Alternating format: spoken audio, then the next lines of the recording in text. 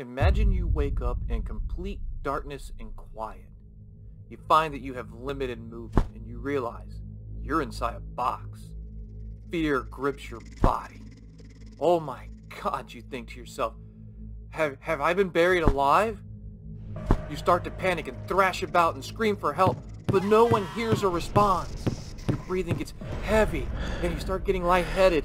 This is not how you're supposed to go.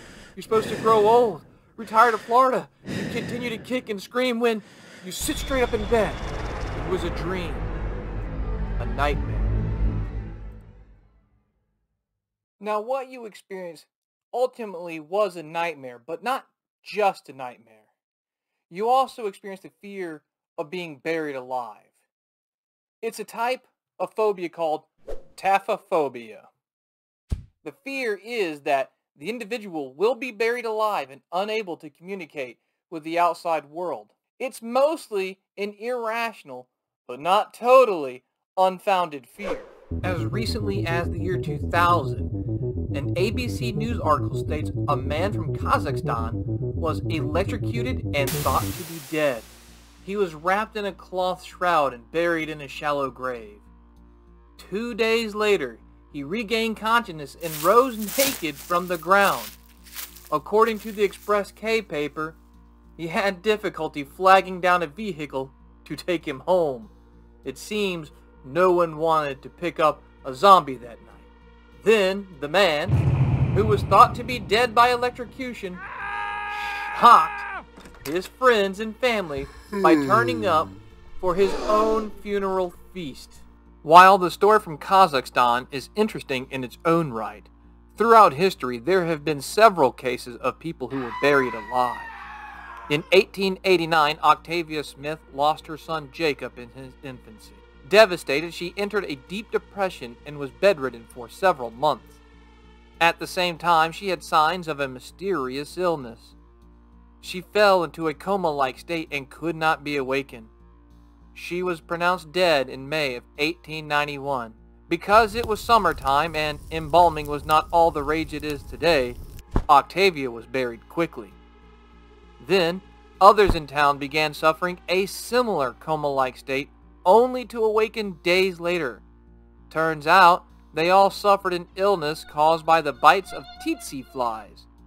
This struck a fear in Octavia's husband James that perhaps Octavia awoke after burial. He secured an emergency exhumation and uncovered what can be best described as a nightmarish sight. Octavia had awakened and found herself buried. In her panic, she tore at the lining inside of her coffin, leaving her nails bloody. Octavia, after being buried alive, had officially passed on. A few years later, in 1885, the New York Times reported on the case of a young man named Jenkins. They reported that he had been sick with fever for several weeks and was thought to have died. He became speechless.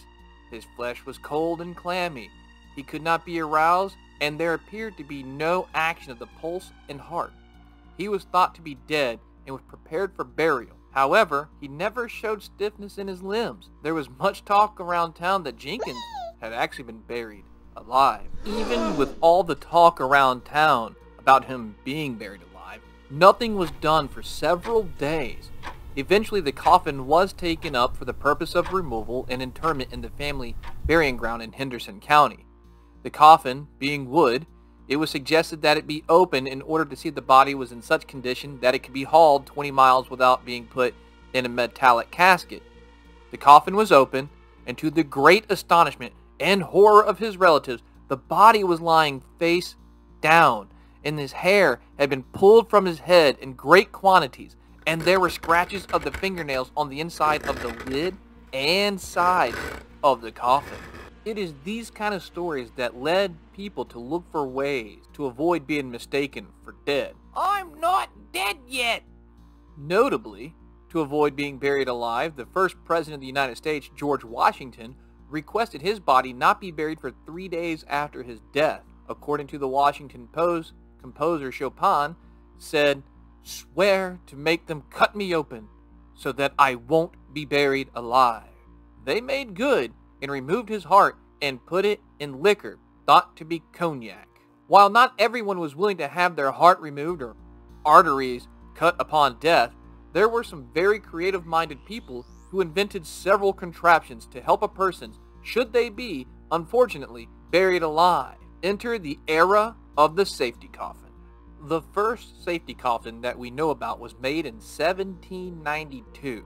It had a window to let in light, an air tube for fresh air, and instead of being nailed shut, it had a lock fitted.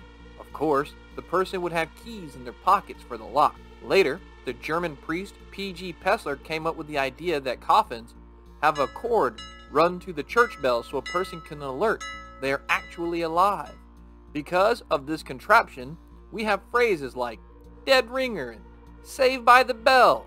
Yet, even with these inventions, we do not have any documented cases of the safety coffin actually saving someone. These days, modern medicine has come so far there really is no reason to fear being buried alive, but it's still a prevalent fear among some people, ranking as the 100th most common phobia according to the website fearof.net. And that's about all I have on taphophobia. But before I leave, I'm going to give you guys a little homework. I'm going to let a voice tell you a phobia, and I want you to comment down below what that phobia is. Aoraki butyrophobia. Aoraki butyrophobia. Did you catch that? I hope so.